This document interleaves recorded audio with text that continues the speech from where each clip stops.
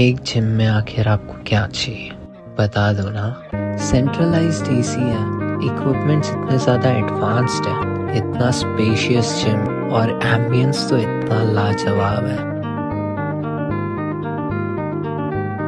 नमस्कार दर्शकों, मैं नीरज अरवानी हर दिन अग्निपथ के नए सत्र में आप सभी दर्शकों का हार्दिक स्वागत करता हूं। चलिए रुक करते हैं खबर की ओर।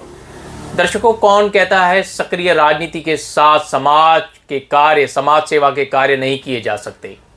आज हम बात कर रहे हैं उल्लादनगर के पूर्व उप महापौर जया साधवानी की, जिसने सक्रिय राजनीति के साथ साथ अपने समाज कार्य, अपने सेवा कार्य, अपने समाज सेवा के कार्यों को भी जीवंत रखा है। जी हाँ, चाहे नशा मुक्ति केंद्र की बात हो या फिर वृद्ध महिला आश्रम को लेकर, हमेशा जया साधवानी इन समाज कार्यों में तत्पर रहती है। आज हम बात कर रहे हैं बदलापुर में हाल ही में उद्घाटन किए गए जया साधवानी द्वारा वृद्धा आश्रम की। कैसे राजनीति के साथ साथ अपने परिवार के साथ साथ समाज कार्यों को भी पूरी तरह से बैलेंस करती हैं जया साधवानी, इस विषय पर क्या कहना है उनका, आइए आपको सीधे सुनाते हैं। इस वक्त हमारे साथ है उल्लादनगर की एक ऐसी सक्षम महिला जिसके लिए जितना कहा जाए शायद कम होगा। हम बात करें उल्लादनगर की पूर्व नगर सेविका जया साधवानी और मौजूदा शिवसेना की महाराष्ट्र की समन्वय समिति की अध्यक्ष जया साधवानी जी। जया जी, सबसे पहले तो हर दिन अग्निपथ में आपका स्वागत करते हैं। आप यहाँ आए हैं, मैं आपका स्वागत करती हूँ। जया जी, काफी बार हम लोगों ने देखा है, राजनीति तो अपनी जगह पे है ही है, आपके पास महाराष्ट्र का सबसे बड़ा पद शिवसेना की तरफ से है ही है, लेकिन सामाजिक कार्यों में भी जया साधवानी काफी अग्रसर है।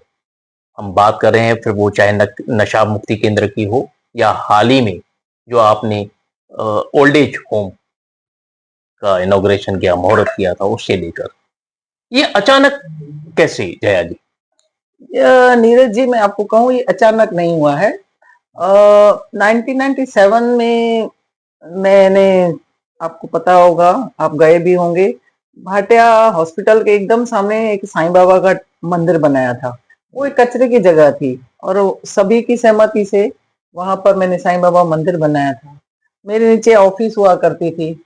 वहां पर आज आप देखिए, बहुत ही सुंदर प्यारा सा हमारा गुरु का दरबार बना हुआ है, जिसमें हजारों ने, लाखों लोग आकर और गुरु की आशीष लेके जाते हैं। रोज महिला हो पुरुष हो सुखमनी का पाठ करते हैं और हमारा अखंड पाठ साहब हमेशा चालू रहता है वहां पर।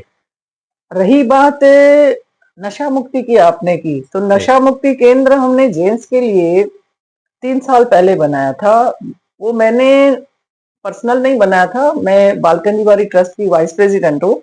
हमारी ट्रस्ट की तरफ से सोबर लाइफ फाउंडेशन के माध्यम से हमने वहां पर बनाया था। इट इज, मैं ये कहूँ कि करजत से लेके थाना तक उल्लासनगर में तो था ही नहीं, और हमने बहुत समझो डेयरिंग की, क्योंकि मुझे सब डरा रहे थे, ये एक डिफिकल्ट प्रोजेक्ट है, आप नहीं कर पाएंगे। काफी दुश्मनियां भी झेलनी पड़ी, और झेलनी पड़ी भी। वहां पर जो हमारा प्लॉट था बालकनी वाली का, वहां नशेड़ी गंजोड़ी, पता नहीं जुआ खेलते थे, क्या करते थे। एक दोस्त का उधर उसने हमारे ही प्रीमाइसेस में मर्डर भी कर दिया, आपस में लड़ते लड़ते। तो मधुकर कर सब थे उस समय पर, और हम उन्होंने हमको बहुत हेल्प किया, इनकरेज किया, और हमारी ट्रस्ट ने ये सोचा कि यहाँ पर एक ऐसी चीज बनाई जाए जो एक मिसाल हो।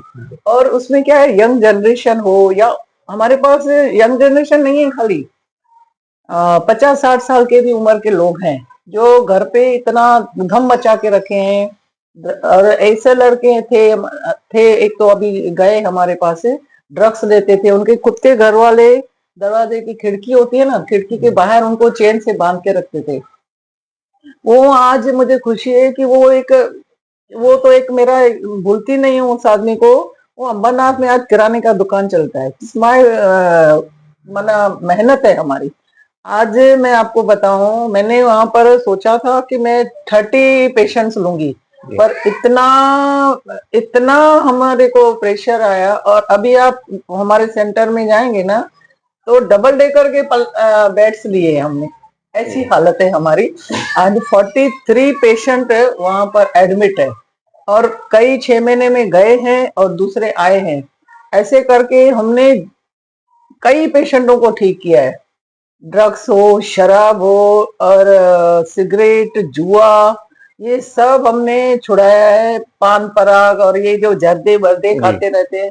नीरज जी, मैं आपको बताऊं, एक सर है हमारे, उनके पीछे मैं 12 महीने से पड़ी थी कि सर आप हमें ज्वाइन कीजिए। वो कहीं और ज्वाइन थे, मैं उनके पीछे पड़ी थी, सर आप हमको ज्वाइन करो, क्योंकि मैं उनकी काबिलियत जानती थी।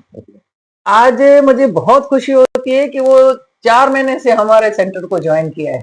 और मना ऐसा उसका जो भी प्रोसीजर है हमारा, जी। वो ऐसा माहिर है उसमें। अब वहां पर इंक्वायरियां होते होते होते होते हमारे पास लेडीज की इंक्वायरियां ज्यादा आने लगी है। जी। हैरानी हुई मुझे।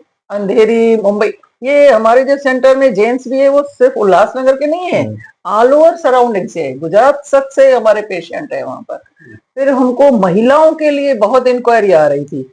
लास्ट 2 महीने पहले हमारे खासदार श्रीकांत शिंदे साहब ने उसका उद्घाटन किया। जितना सेंटर नीचे है हमारा जेंट्स के लिए, उतना ही हमने लेडीज के लिए बनाया है। उतनी ही जगह हमने बनाई है और उससे भी अच्छा हाई फाई बनाया है। और उनके लिए भी हमने अब स्टाफ हमारा जो है वेल, महिलाओं के लिए महिलाएं रखी है हमने, वो भी अवेलेबल है।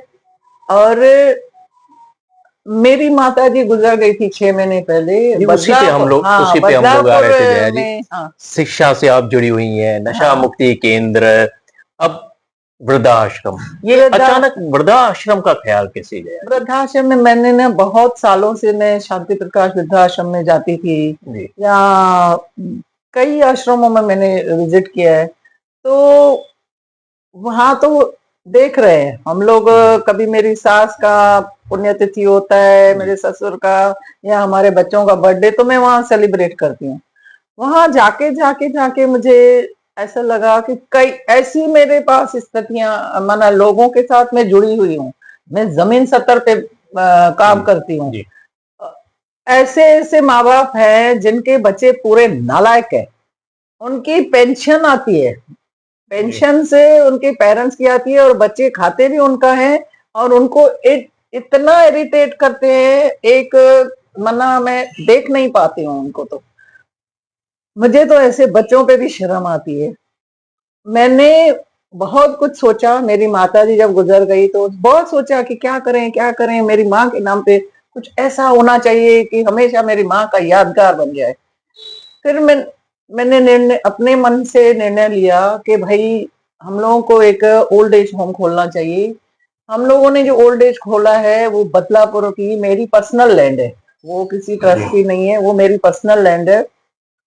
मैंने एक ट्रस्ट बनाई, साधवानी फाउंडेशन, उसके थ्रू मैंने वो मेरी रजिस्टर्ड करवाई, और उसके थ्रू हमने वहां पर 15 रूम बने हुए हैं हमारे। 15 में 2 पर्सन हम लोग रखेंगे।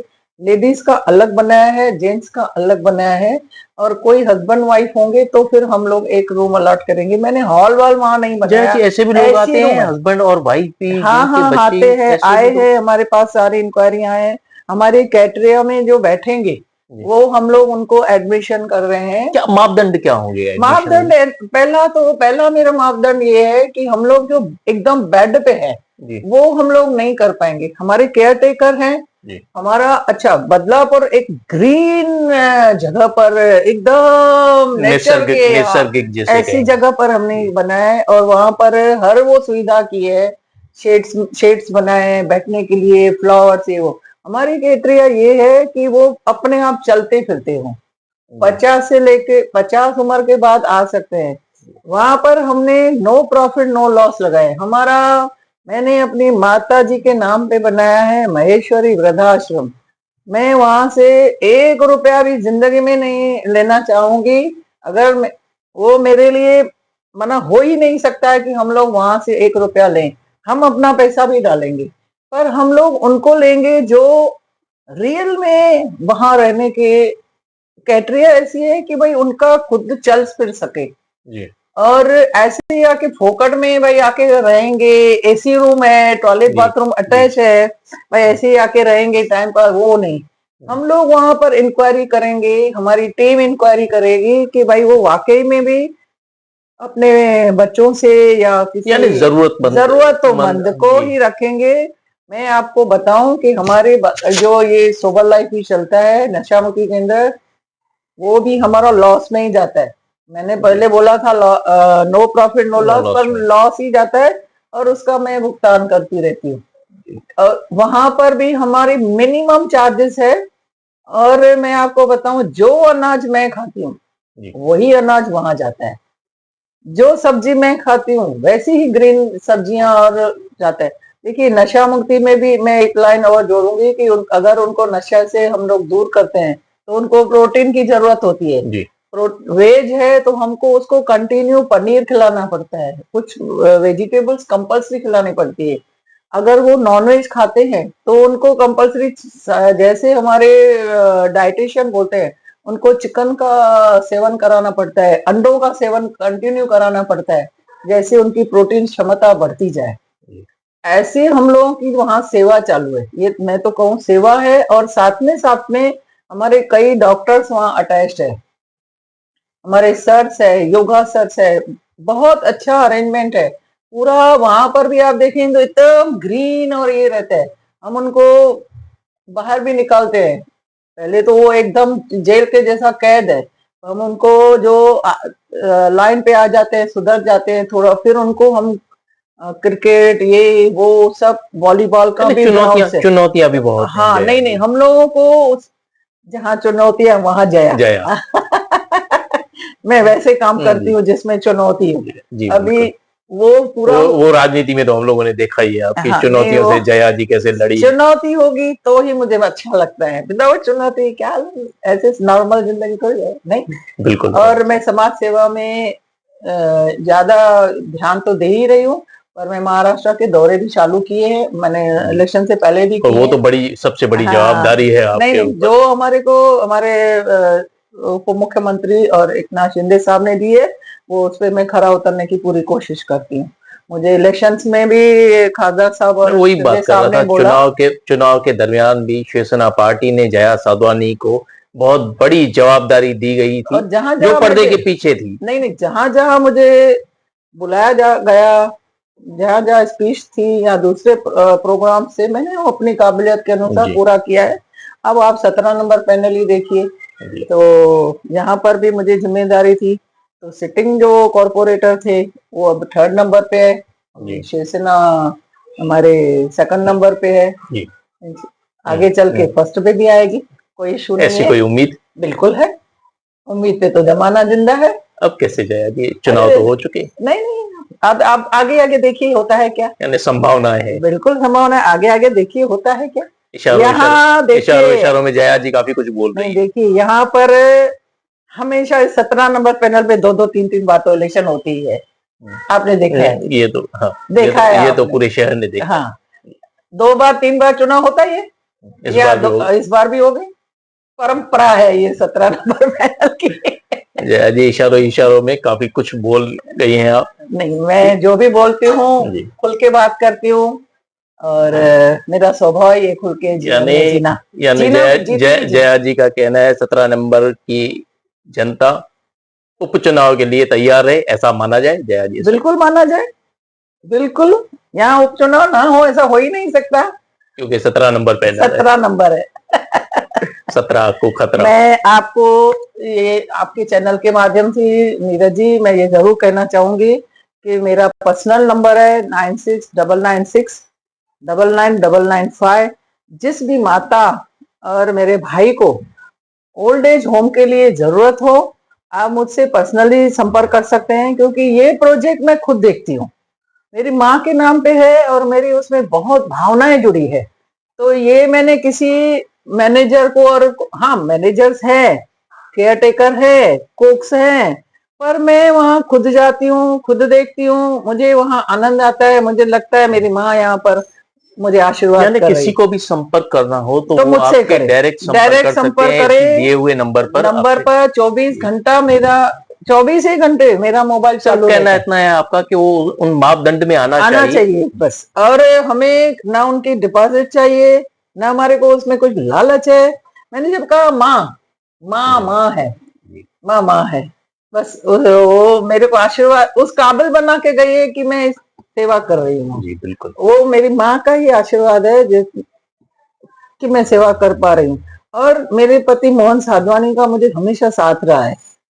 जिस भी कार्य में मैं उनसे बात करती हूँ, भाई अक्सर एक कहावत है जया जी, हाँ, हर कामयाब मर्द के पीछे एक औरत का हाथ रहता है, लेकिन यहाँ पर कुछ उल्टा है। नहीं नहीं, जया साधवानी की काबिलियत के पीछे, मेहनत के पीछे मोहन साधवानी का बहुत बड़ा हाथ है, ऐसा कहेंगे? बिल्कुल है। मोहन जी एक अलग स्थान व्यक्तित्व वाले रखते हैं इंसान है जी। और उनकी कंपेयर तो इस वर्ल्ड में कोई नहीं कर सकता। मैं तो क्या वार्डवासी, अब इस इलेक्शन में भी हम शिवसेना काम कर रहे थे, सबके मुंह पे एक ही था, मोहन जी आप नहीं खड़े रहे, दीदी आप नहीं खड़े रहे। भाई हमको पार्टी ने जो जिम्मेदारी दी हम वो पूरा करने की कोशिश पूरी कर रहे हैं। मेरा ये कहना है कि मोहन जी एक सरल स्वभाव के अच्छे इंसान मैं कह सकती हूँ। वो मेरे पोते नातन सबके प्यारे हैं। ये हमारे लिए कम नहीं है। आजकल आज हमें अपने बच्चे बहुत प्यार करते हैं और हम पूरा समाज को समर्पित हैं। बालकनी बाड़ी ट्रस्ट के मोहन जी जनरल सेक्रेटरी है। आज 50 साल से वो उस ट्रस्ट को संभाल के बैठे हैं। हमारा स्कूल चलता है, स्कूल की परसेंटेज हमारी 100% परसेंटेज पास होते हैं बच्चे। व्यक्तिगत तौर पर मुझे भी पता है कि काफी सारे ऐसे बच्चे भी हैं आपके स्कूल में जो फीस भरने में सक्षम नहीं है और उनकी स्कूल पूरी तरह से मदद करता है, ये मुझे व्यक्तिगत तौर पर भी पता है। मैं आपको ये बताऊं कि थाना डिस्ट्रिक्ट में बालकनी बाड़ी ट्रस्ट के फीस है ना, वो जी लोवेस्ट फी है। हमारे स्कूल की फीस लोवेस्ट है। हमारे बच्चे एसएससी में 100% पास नहीं होते हैं। 75% बच्चे हमारे डिस्टिंक्शन और फर्स्ट क्लास में आते हैं। हमारी ई लर्निंग हुई, लाइब्रेरी हुई, सारी सुविधाएं अंदर है। ऐसा नहीं एक मैसेज उन स्कूलों को भी दे दीजिए, क्योंकि आप शिक्षा से जुड़ी हुई हैं, शिक्षा के क्षेत्र से जुड़ी हुई हैं। एक मैसेज उन स्कूल वालों को भी दे दीजिए जो फीस के लिए बच्चों को परेशान करते हैं, उन्हें एग्जाम में बैठने नहीं देते और पेरेंट को जो है अभिभावकों को परेशान करते हैं, उनको भी जरा आप एक मैसेज, क्योंकि हाल ही में मैंने आरजीएस स्कूल का एक मुद्दा उठाया था। नहीं नहीं, ऐसा नहीं करना चाहिए। शिक्षा का ये स्कूल नहीं, एक शिक्षा का मंदिर है हमारा। आपको मैं नीरज जी बताऊं, एक दूसरा भी मेरा स्टेप चालू है। मेरी कमिश्नर मैडम के टेबल पे मेरी फाइल है, मैं आपको अभी बता देती हूँ। हमारा बालकनी बाड़ी का फ्रंट वाला जो पोर्शन है वहां पर हम लोग सीबीएसई खोल रहे हैं जी। सीबीएसई खोल रहे हैं और हमारी फी यहाँ पर जहाँ 1.5 लाख 1.25 लाख 2 लाख फी है एक बच्चे की, हमारा 50,000 के ऊपर नहीं रहेगा। और इस साल मेरी पूरी कोशिश है कि 11th और 12th भी हमारा महाराष्ट्र बोर्ड का इस साल चालू होने की पूरी संभावना है। चलिए, ये थी जया साधवानी जी। आपने देखा किस तरीके से राजनीति के साथ साथ सामाजिक क्षेत्रों में भी जया साधवानी पूरी तरह अग्रसर है। जया जी, हृदय अग्निपथ से बातचीत करने के लिए धन्यवाद। Thank you. आप बताइए सबको ओल्ड एज होम के लिए ज्यादा से ज्यादा प्रचार कीजिए, लोगों को पता नहीं है। क्योंकि अभी जया जी, एक वादा तो मैं अभी आपके साथ करके जाता हूँ। मेरा चैनल जैसे स्टार्ट होगा पहले ओल्ड एज होम की एड वहां पर चलेगी, उसके बाद मेरा जो एक धर्म का काम है। जी बिल्कुल जया जी, धर्म का काम है जी।